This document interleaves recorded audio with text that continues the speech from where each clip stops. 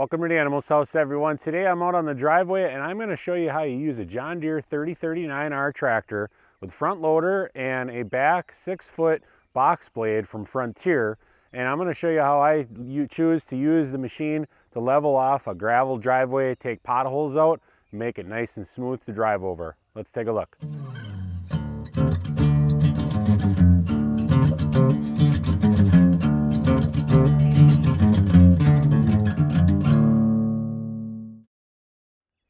Here we are out on the driveway, and I get out here every few years to redo the driveway now. But when I started doing the driveway, I used to be out here every couple months trying to fix up this driveway.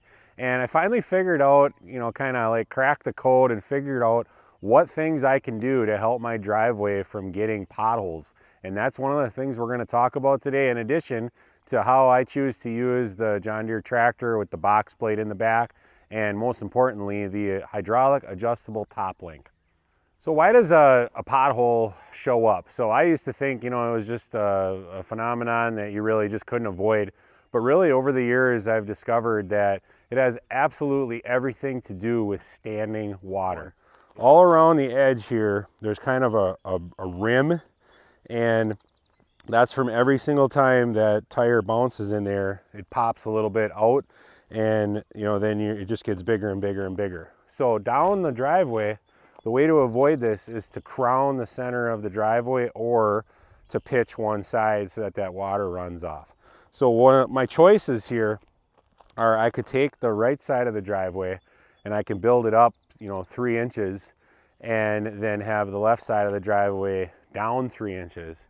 And whether it's 2 inches, 3 inches, 4 inches, whatever, you're just going to have less likelihood of potholes the more pitch you have. We'll kind of take a look in a little bit up by the house. There's no potholes at all up there because everything is pitched. So that's one option, would be to have the right side higher than the left, and then all the rainwater would just kind of work its way down.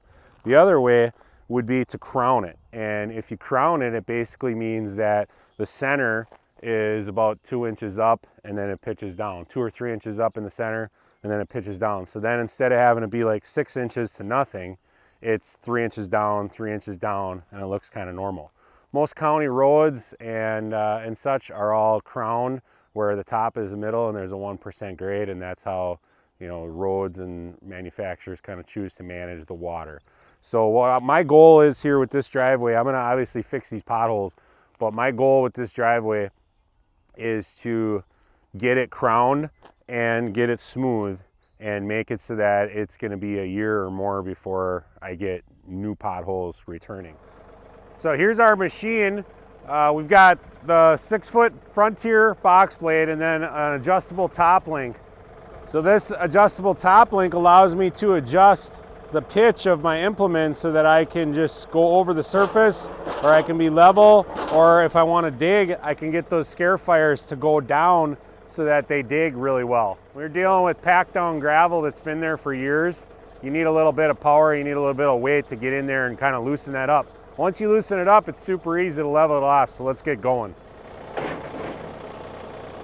So I'm just gonna adjust this real quick, and I'm gonna show where I gotta get the scarifiers digging, but I kind of have to be patient with it. I gotta get this thing kind of loosening it up slowly. So they're digging a little bit.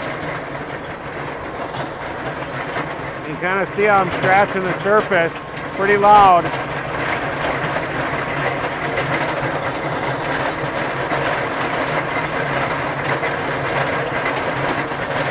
This is really all I'm doing right now, for now, but then the next pass, it's gonna be better.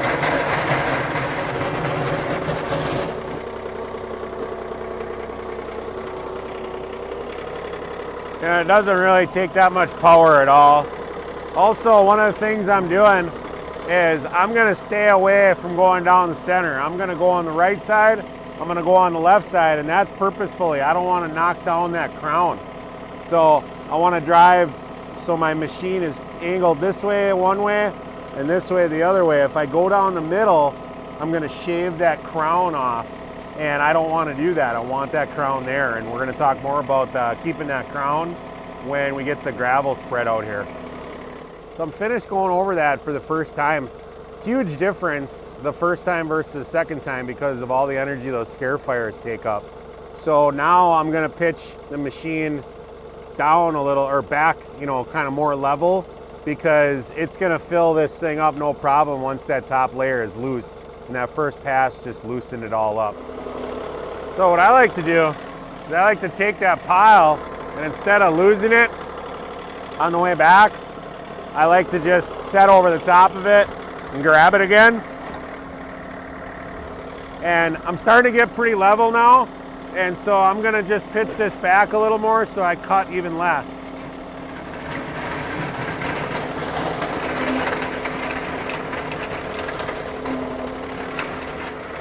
So what I'm doing now is I got a low spot right here, so I've got a full box blade, and when I approach this area, I'm gonna pick up, you know, it's kind of gradual, it's a little bit of user control, but I basically dropped half a box load right there during that low spot, and it's hard for you to see that, but I just picked up like an inch or two, and it dropped like half of what was in my box in that little low spot where those holes were.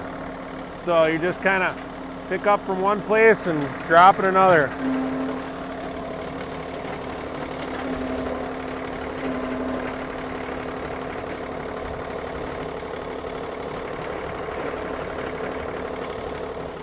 Another point of emphasis I'll give you is I find that it's better to go slow. If you go fast, you bounce up and down more, and you just make it more rough for the next pass that you have. So I like to go pretty slow with this stuff. It doesn't take much power at all, and so I like to just kind of take it easy with this stuff. I really only went over it like 4 times, so it doesn't really take that long.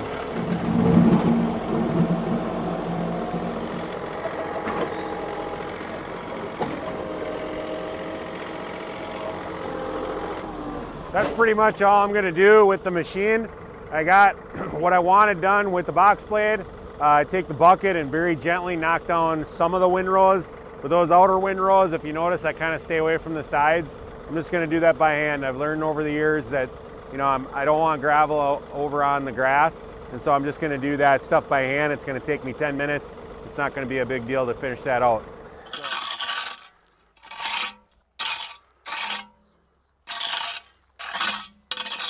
So that pretty much does it for what I'm planning on doing today. I do have a slight crown in there, and I've got those potholes filled, and then I've got, you know, areas kind of smoothed out just a little bit right now. You can kind of see how the machine breaks it up nice, that, you know, after that first 1 or 2 passes, you've got loose gravel to work with. And so that the box blade and that tractor work really well. Going slow is the key, and then the tilt of the implement is also one of the secrets, and then keeping your tires up on the crown, that's another big one. So the next step here is we're just gonna get in a load of gravel so that I can build up. I don't wanna see the crown and then have it be kind of like this, because I'm just gonna see, it really doesn't take more than a couple rainfalls before you get potholes back if the pitch isn't right. So I'm smart enough to know that this is not going to cut it for the entire season. I got to get a little bit more in here so that I've got more pitch. So that's one of the things, you know, sometimes if you don't really believe that concept with pitch, you just kind of drive yourself nutty. You're like, man, I just cleaned that up. Oh, I just this. And then you think it's, you know, a different tool is the special secret. Well, it's just a pitch. You know, different tools are going to make it work easier to get the pitch, but the pitch is really the way you get a non-pothole driveway.